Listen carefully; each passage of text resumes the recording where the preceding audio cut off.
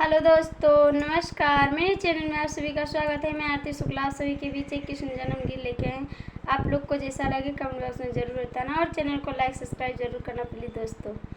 धीरे धीरे दर्द उठे जन में कांधैया, ननदा हो लई जात्यू नैहर बधैया, ननदा हो लई जात्यू नैहर बधैया।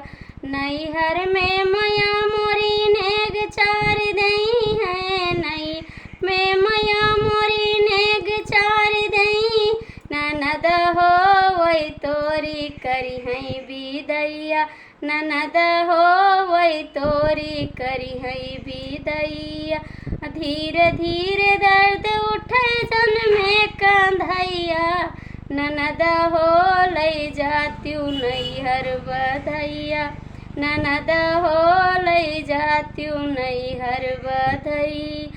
नैहर में चाची मार नेग चार दई, नैहर में चाची नेग चार दई, ननद हो वही तोरी करी है बिदैया, ननद हो वही तोरी करी है बिदैया। धीरे धीरे दर्द उठे जन में कंधैया, ननद हो लई जात्यू नैहर बधैया, ननद हो लई जात्यू नैहर बधैया।